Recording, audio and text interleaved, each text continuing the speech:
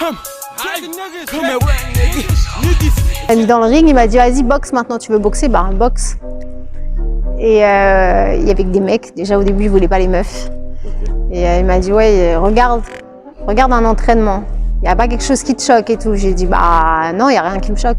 Il m'a dit non mais il y a que des mecs en fait, il n'y a que des hommes ici tu vois. Après il y a un autre coach qui est arrivé, il m'a dit ouais tu veux quoi? J'ai dit bah je veux faire de la boxe.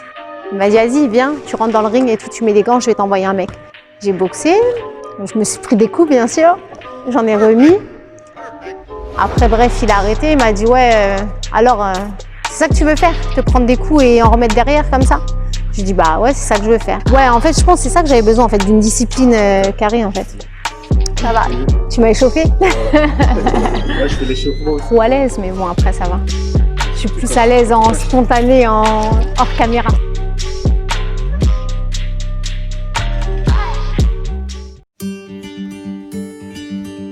Bonjour. Donc Amand Gaëlle. Donc je suis boxeuse professionnelle, championne de France, d'Europe et du monde. Je suis arrivée en 1990 avec ma maman et ma sœur. Donc je suis arrivée à Cergy à l'âge de 6 ans. J'ai fait mes études à Cergy. J'étais à l'école des Maradas, en école primaire, et au collège des Touleuses.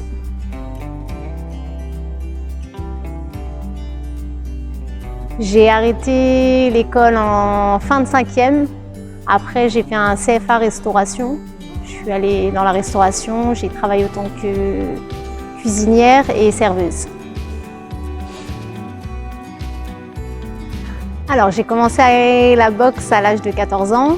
En fait, j'étais un peu speed à l'école. Je me battais pas mal à l'extérieur. Dès que je sortais un petit peu, j'aimais bien me bagarrer. Donc du coup, je cherchais un sport de combat et il n'y avait pas de boxe à Cergy. Du coup, j'ai fait du karaté au Louvrais. J'ai commencé par 9 mois de karaté et j'ai pas accroché du tout. En fait, il me fallait vraiment un sport de contact, un sport un petit peu plus violent, si on peut dire ça, que le karaté, où je faisais beaucoup de kata et beaucoup d'apprentissage. Donc, en fait, j'ai cherché un club de boxe dans le 95. À Cergy, il n'y en avait pas à l'époque. Donc, du coup, dans le 95, il y avait Argenteuil. Donc, je suis partie à Argenteuil, j'ai pris le train et je suis arrivée dans une salle de boxe où il n'y avait que des hommes. Donc, en fait, je suis rentrée et là, il y avait un entraîneur en fait, qui était en train de faire un entraînement.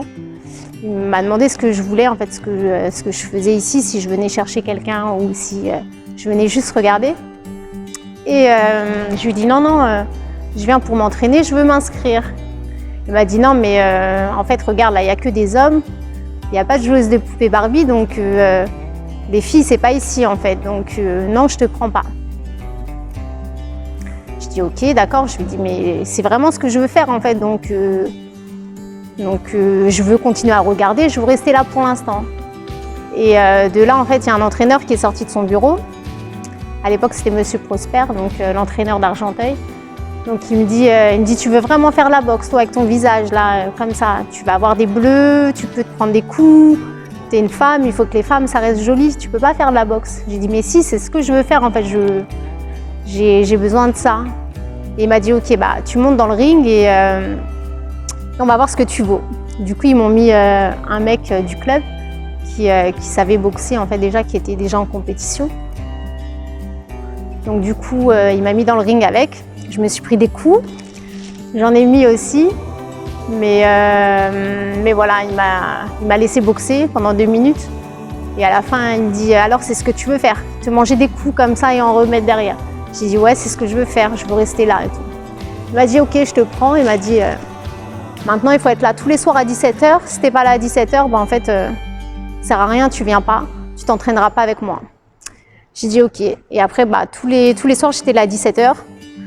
Et voilà, c'est lui qui a commencé ma carrière, en fait. Je suis partie à Chanteloup-les-Vignes, je me suis entraînée avec Monsieur Vess. Donc c'est l'entraîneur de Chanteloup-les-Vignes. où j'ai continué ma carrière. J'ai continué d'être en équipe de France, de faire des tournois internationaux. Et après, plus tard dans ma carrière, enfin une dizaine d'années plus tard, j'ai voulu passer professionnel puisqu'en fait j'avais déjà fait le tour en amateur. J'ai été championne de France, j'ai été médaillée de bronze en fait aux Europes. Enfin, j'avais déjà fait le tour et j'en avais un petit peu marre en fait de la boxe amateur. Donc du coup, je voulais passer professionnel. À Chanteloup, en fait, je pense que j'avais pas la structure en fait qui me permettait de passer professionnel. J'étais pas assez encadrée là-bas pour le monde professionnel. J'avais pas la ville qui m'aidait, j'avais pas tout ce qui est à côté en fait. Entre-temps, ils ont ouvert en fait un club à Cergy, le Railou Cergy Box. Et du coup, je suis partie voir les entraîneurs de là-bas. Et je leur ai demandé en fait s'ils voulaient bien me prendre en tant que professionnelle. À l'époque, ils n'avaient pas de pro. Et finalement, j'ai signé avec eux, avec Bob Sita et Abdillah Railou. Et puis de là, je suis passée professionnelle. Donc ça, c'était en 2009, si je ne me trompe pas. Et puis voilà, après, donc j'ai signé avec eux, je suis restée avec eux. Dans un premier temps, je suis restée 1 an sans boxer parce que forcément, pour passer le cap en fait, de la boxe amateur à la boxe professionnelle, c'est un grand changement. La boxe amateur, on délivre plus de coups et c'est vraiment plus à la touche. En fait, plus il y a de coups, plus mieux c'est. En boxe pro, c'est un autre travail, c'est une boxe plus puissante, moins de coups mais qui font mal. Donc du coup, il y avait un gros travail à faire là-dessus. Du coup, on a travaillé pendant 1 an avec Bob là-dessus. Après, j'ai fait mon premier championnat de France qu'on a fait au Maroc. Donc j'ai gagné mon championnat de France. Après, 1 an après, on a fait mon championnat d'Europe à Cergy, qui était au gymnase déroulant, que j'ai remporté aussi. Et 1 an après encore, je crois qu'on a fait mon championnat du monde donc, dans un grand chapiteau aux 12 colonnes. Donc ça, c'était en 2013 et que j'ai remporté aussi. Donc voilà, ça reste un des plus beaux souvenirs parce que c'était à Cergy. C'était un grand chapiteau sur les 12 colonnes, donc la grande esplanade de Paris. Donc ça reste un lieu mythique pour Cergy. Donc du coup, c'est l'un des plus beaux souvenirs. Après, j'ai refait une ceinture internationale WBC, donc c'est un championnat du monde WBC intercontinental, donc en 2016 à Sarcelles. Et voilà, après j'ai fait quelques petits combats comme ça, mais sinon plus de gros titres derrière.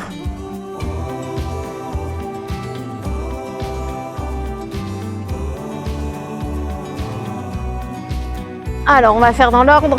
Donc ça, c'est les ceintures de championne de France donc, en amateur. Celle-ci, c'est la première en professionnel, c'est championnat de France. Donc on a fait au Maroc. Ça, c'est le championnat d'Europe qu'on a fait au gymnase déroulant. Ça, c'est le premier championnat du monde donc, dans le chapiteau aux 12 colonnes. Et ça, c'est le championnat WBC international qu'on a fait à Sarcelles, un WBC. Donc WBC, en fait, c'est la plus grosse des fédérations en boxe, parce qu'on a WBC, WBF et plusieurs autres fédérations qui sont minimes. Mais la WBC, c'est pour moi la plus belle des ceintures parce que c'est la plus grosse fédération. Alors mes activités, je donne des cours, en fait je suis employée par la mairie de Cergy. Je donne des cours de fitness pour les femmes et à côté je suis en auto-entrepreneuse, donc je donne des coachings privés à domicile et en entreprise.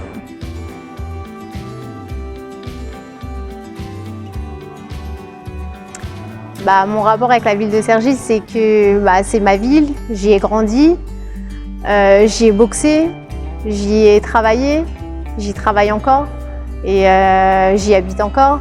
Donc c'est Cergy, c'est ma ville et c'est Madine Cergy.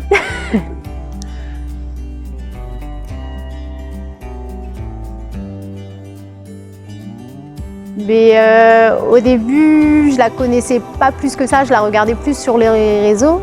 Et petit à petit, on s'est rencontrés, j'ai commencé à la porter. Et plus ça va, plus je la trouve bien. Donc, c'est que c'est du Made in Cergy, c'est le produit de Cergy. Donc, je pense que je suis une 100% cergissoise. Donc voilà, il me va bien. Je pense que ça reflète bien. Je pense que ça reflète bien la ville et ça reflète bien le produit.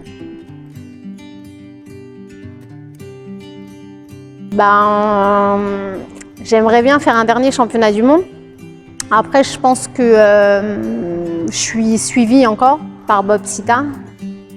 Et je pense que lui seul pourra me dire si je suis apte à remonter sur le ring et refaire un championnat du monde. Mais voilà, je suis seule sur le ring, mais il faut être suivi à l'extérieur. Faut être accompagné et puis on prendra cette décision de remonter ou pas sur le ring par la suite. On reste à voir. Après, j'ai aussi mes projets professionnels à continuer. Donc, je suis coach sportif. Après, par la suite, j'aimerais bien ouvrir une salle à moi. Donc, de boxe et fitness, en fait, un mélange des deux. Parce que la boxe, c'est ma passion, c'est mon métier sur le ring. Après, j'aime bien le transmettre. Mais j'ai passé aussi mes diplômes de fitness et j'aime bien mélanger les deux et faire apprendre les deux en fait.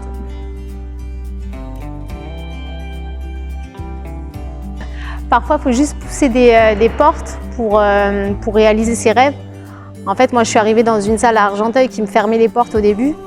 Et finalement, par persévérance et détermination, il faut juste pousser des portes et savoir ce qu'on veut et continuer et se battre jusqu'au bout. Et puis de ces portes que j'ai poussées à Argenteuil, après je les ai poussées à Chanteloup, après je les ai poussées à Cergy. Et finalement, par la suite, ça a réussi. Donc il ne faut pas baisser les bras et il faut se battre jusqu'au bout et il faut persévérer et détermination. Et ça paye.